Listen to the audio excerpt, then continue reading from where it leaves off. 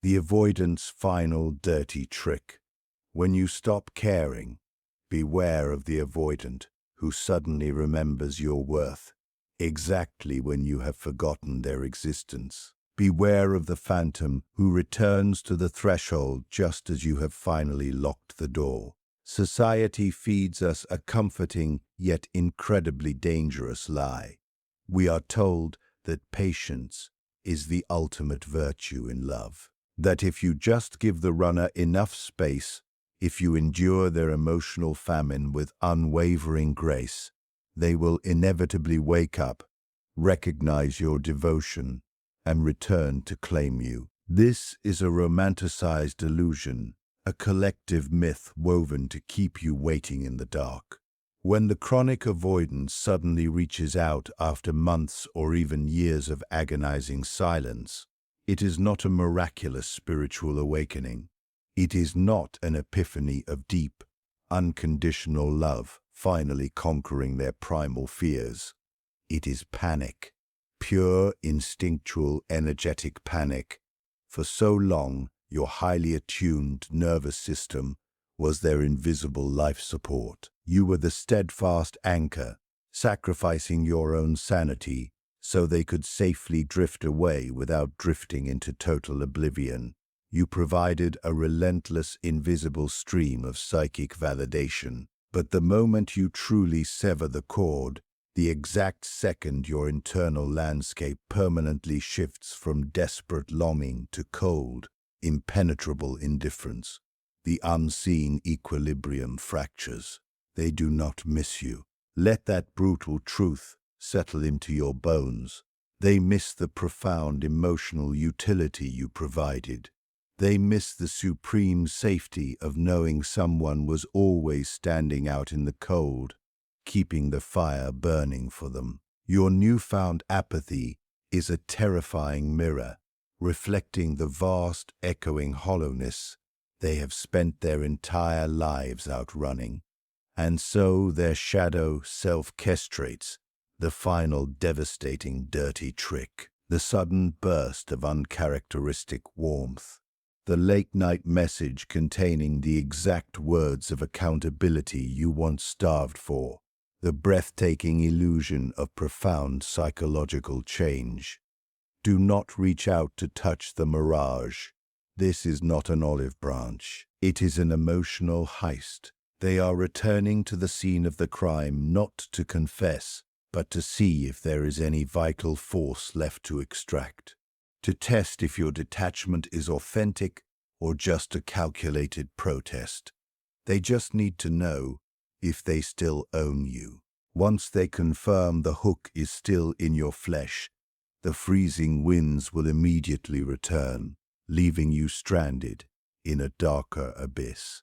To understand this sudden, disorienting return, we must strip away the romance and look at the raw mechanics of human energy. In the architecture of this dark dynamic, you were never just a partner, you were an energetic surrogate. For the chronic avoidant, true intimacy is a terrifying threat to autonomy. Yet, absolute isolation is equally unbearable. To survive this brutal paradox, their nervous system requires a very specific external condition, a reliable, endlessly forgiving anchor. They need someone to carry the heavy emotional weight of the relationship so they can enjoy the intoxicating freedom of hovering just outside of its borders. Your continuous pursuit, your relentless attempts to fix, to heal, to understand their fractured psyche provided a steady, vital stream of psychic nourishment. You were unknowingly regulating their internal world by absorbing the brunt of their chaos. But what happens when the anchor suddenly turns to stone? When you finally exhaust your reserves, when your empathy dries up and transforms into a chilling absolute detachment, an invisible shockwave travels through the energetic cord that once bound you. The free supply of your emotional labor is instantly, permanently cut off. This is the genesis of what we call energetic panic. From a strict neurobiological standpoint, their autonomic nervous system detects a massive sudden deficit in their immediate environment. The safe baseline they secretly relied upon, your perpetual availability, has vanished into thin air. The predator does not miss the prey because it loves the prey. It misses the reliable sustenance. Carl Jung taught us that what we do not bring to consciousness appears in our lives as fate. The avoidant has spent an entire lifetime repressing their deepest, most unspeakable wound, the terrifying underlying belief that they are fundamentally unlovable and inevitably destined for abandonment. To avoid feeling this agonizing core wound, they utilized you as a psychological container. They aggressively projected their need for inner stability onto your unwavering devotion. As long as you were chasing them, as long as you were crying in the dark for their attention, they felt powerful. They felt safe. They felt firmly in control of the emotional distance. Your grief was the faithful mirror that confirmed their grand existence. But the precise moment you stop caring, the mirror breaks. Without your desperate reflection to soothe them, they are suddenly forced to sit in the deafening, horrific silence of their own psyche. And what they find lurking there is not peace. It is an unbearable, suffocating emptiness. The repressed shadow, the neglected, terrified child buried deep within them, begins to wail. They cannot process this profound internal collapse. They simply do not possess the psychological tools to self-soothe in the dark, and so they must immediately externalize the crisis.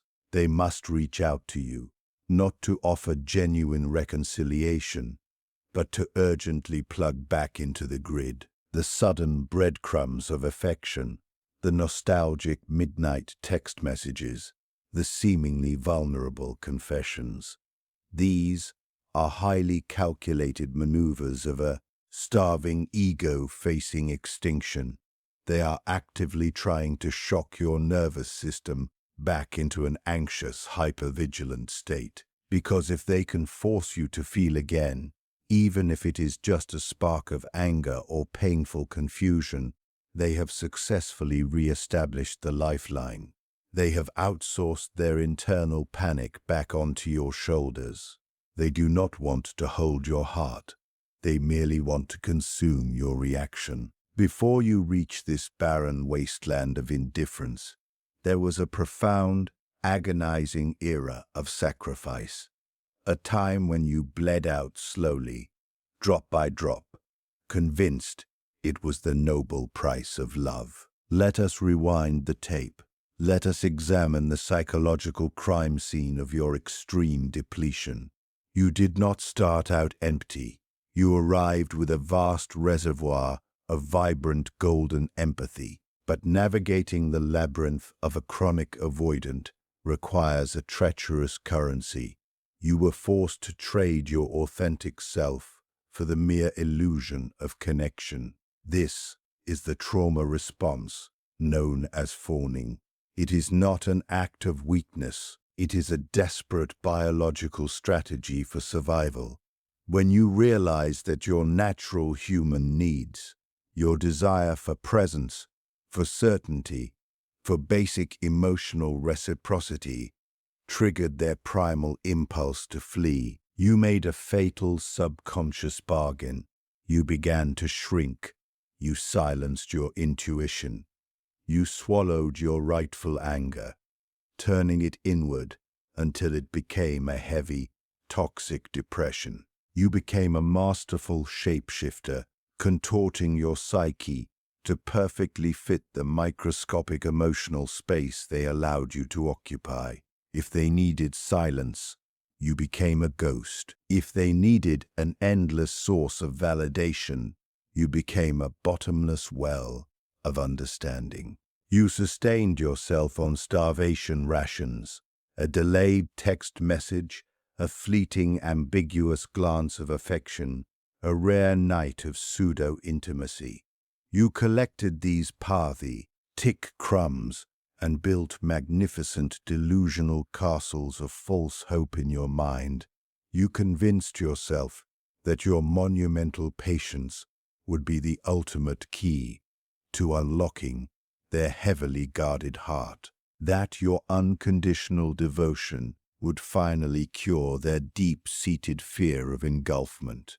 But in the realm of depth psychology, unconditional giving to an emotional black hole does not breed gratitude. It breeds profound contempt. Every time you abandoned your own boundaries to accommodate their retreat, you unknowingly validated their sickness. You communicated that their comfort was infinitely more valuable than your sanity. This dynamic created a colossal, invisible energetic debt. You were the solitary underwriter of a bankrupt emotional economy. You poured your precious life force into a vessel with no bottom. The toll was not merely psychological. It was deeply somatic. Your body kept the brutal score of every sudden withdrawal, every gaslit conversation, every night spent staring at a silent screen. The chronic anxiety settled deep into your nervous system. It manifested as a tight, suffocating grip around your chest, a permanent sickening knot in your stomach. You weathered the violent storms of their ambivalence while they remained safely detached in their fortress. Your days were consumed by absolute hypervigilance, scanning their micro-expressions, deciphering their cryptic silences, agonizing over the exact phrasing of your messages so as not to trigger their claustrophobia. Your entire existence was hijacked until one day the internal grid simply collapsed. The empathy reservoir ran completely dry. The fawning mechanism snapped under the immense crushing weight of unrescued grief. You did not detach because you suddenly stopped loving the phantom you created. You stopped caring because your soul recognized a fundamental, undeniable truth, continuing to fool. Their evasion meant entirely destroying yourself. The absolute exhaustion finally eclipsed the traumatic attachment.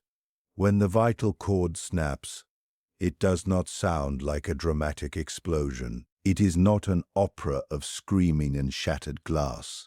It is a terrifyingly quiet, internal phenomenon. It is the cutoff. This is the exact psychological juncture where you transition from the helpless, bleeding prey to the impenetrable architect of your own survival. This is the profound initiation into shadow integration.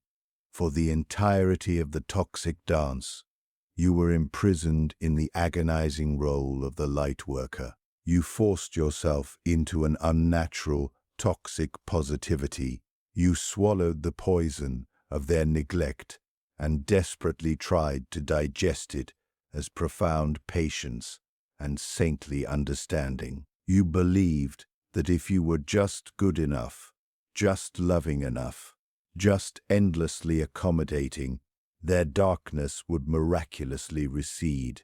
But to survive a psychological vampire, you cannot merely rely on the light. You must call upon the darkest, most terrifying aspect of your own psyche, the capacity to be utterly ruthlessly indifferent, the willingness to become a fortress of ice.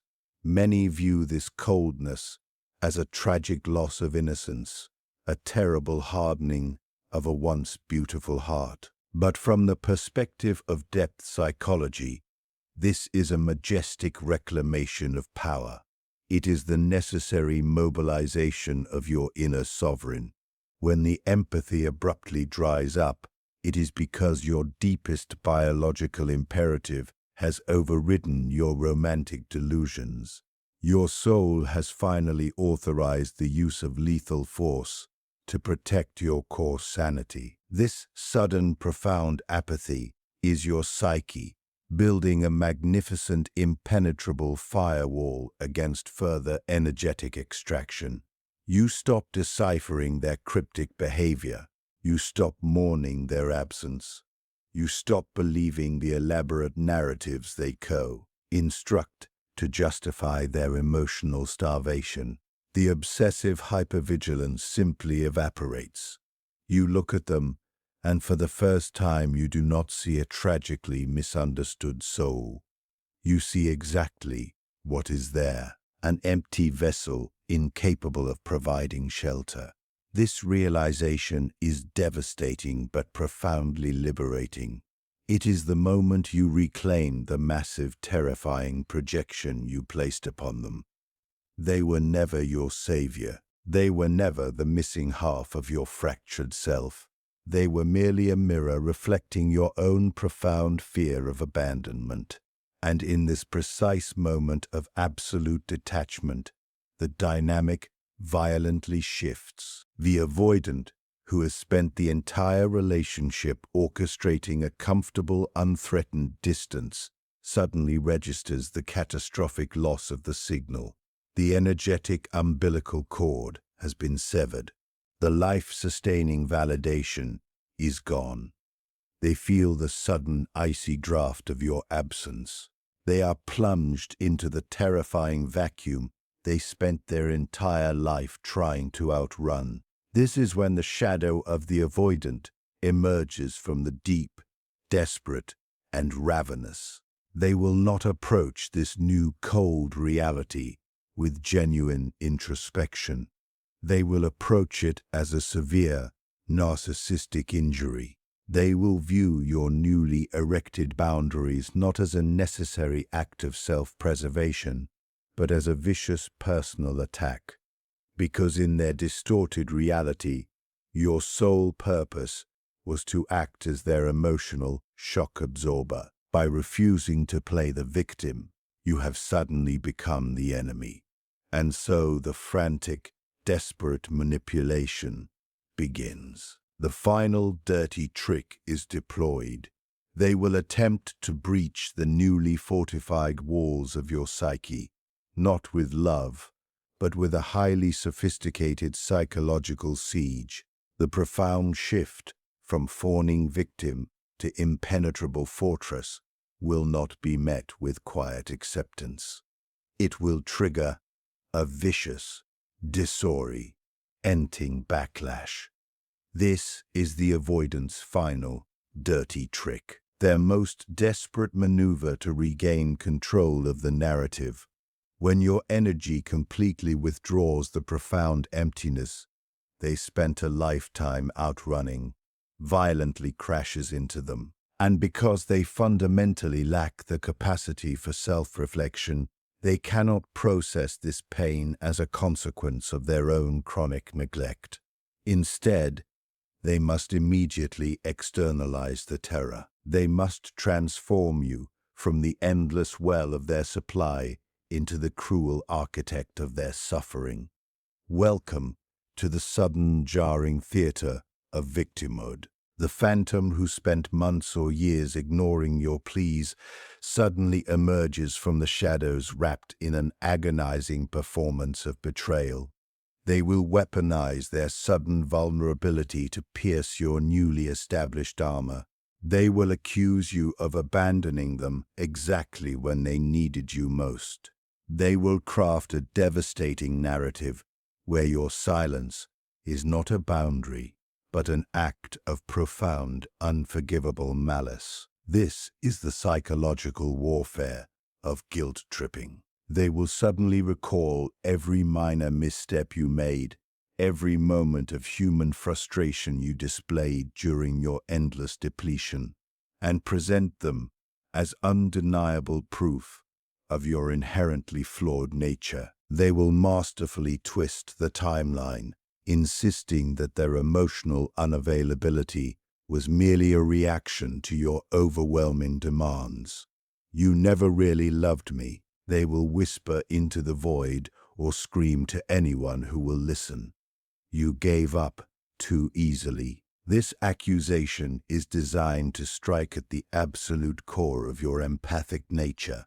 It is a highly calibrated poison meant to reactivate your deep-seated fear of being a bad person. They know that for you, the thought of causing pain is unbearable. They are betting their entire psychological survival on your inability to tolerate their projected suffering. Do not fall for this insidious inversion of reality. Their sudden grief is not an awakening of love.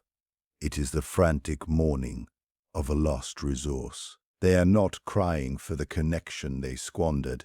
They are crying for the comfortable, unearned safety of your absolute devotion. They are punishing you for daring to staunch the bleeding. They are furious that you refuse to die of thirst while waiting by their empty well. If you engage with this performance, if you attempt to defend yourself or explain the agony of your previous waiting, you have already lost.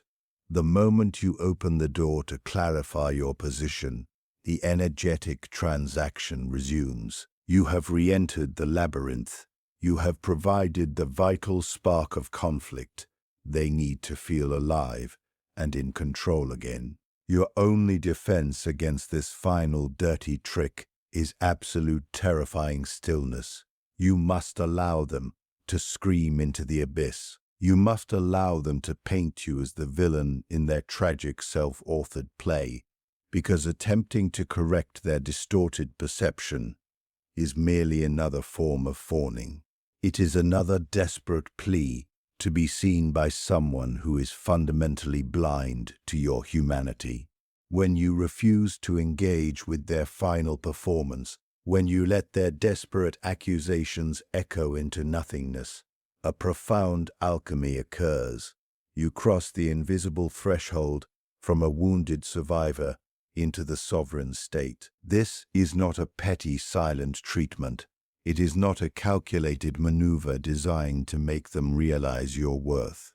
It is absolute, irrevocable emotional removal. Society conditions us to deeply fear being alone. We are systematically taught that a partnerless life is a defective life. But there is a monumental difference, a sacred psychological distinction between agonizing loneliness and sovereign solitude. Loneliness is the desperate, hungry ghost. It is the agonizing withdrawal from their toxic intermittent supply. It is sitting in a dark room, vibrating with anxious tension, silently praying for the phantom to return and validate your existence. Loneliness is merely the lingering, pathetic echo of your previous fawning. Sovereign solitude is a fortress of immense, untouchable power.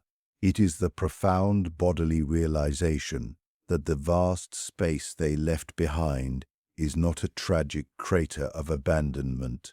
It is a cleared, fertile soil. It is the exact psychological landscape required to finally encounter your own soul. In the quiet majesty of this solitude, you are no longer managing their chaotic energetic deficits. You are entirely, fiercely your own. You have walked through the darkest corridors of relational starvation. You have faced the absolute terror of total emotional abandonment, and instead of dying, you built a magnificent kingdom in the cold. The avoidance dirty trick relies entirely on your deeply ingrained fear of being the bad guy.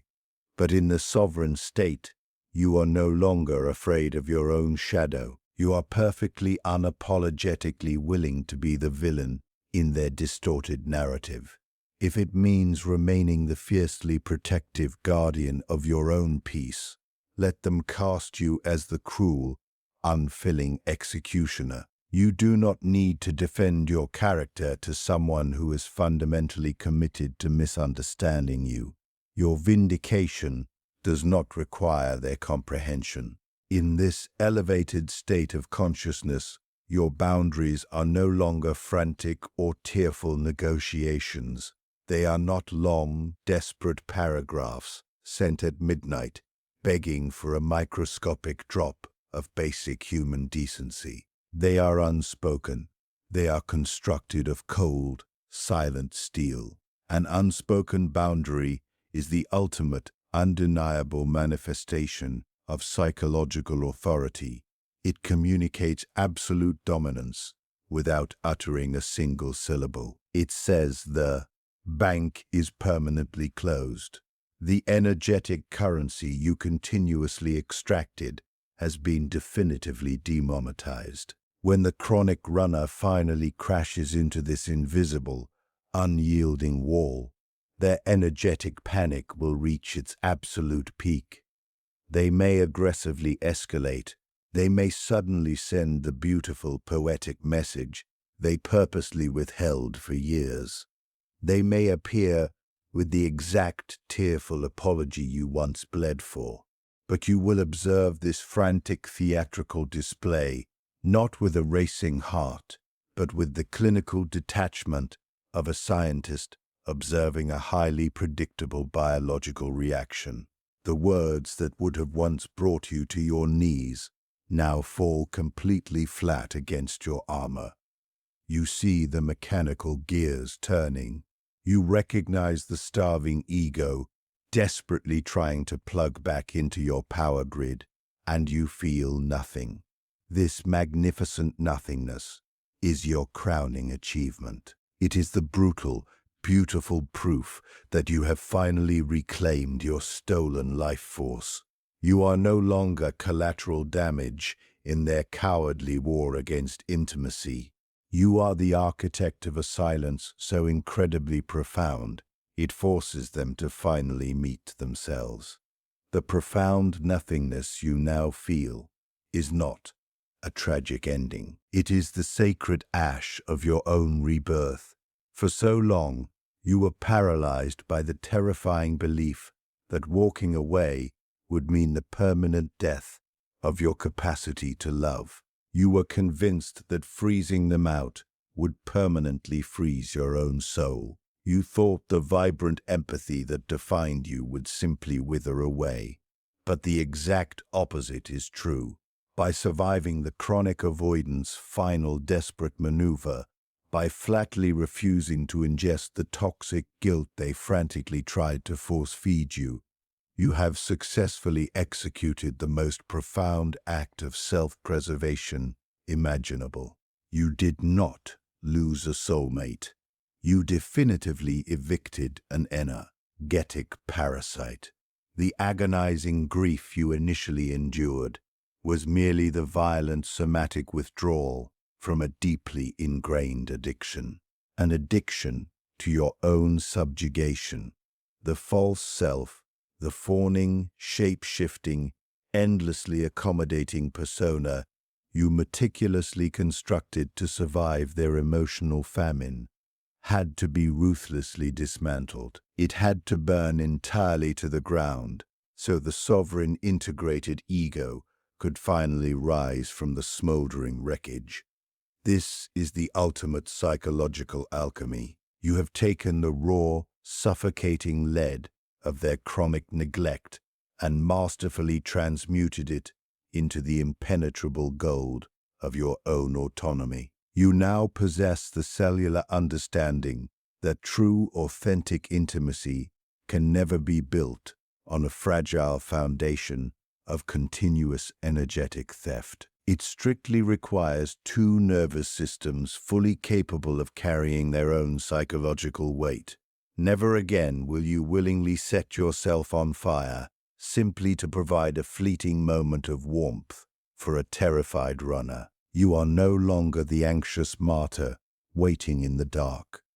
You are the immovable mountain. You are the fierce, unapologetic architect of your own peace.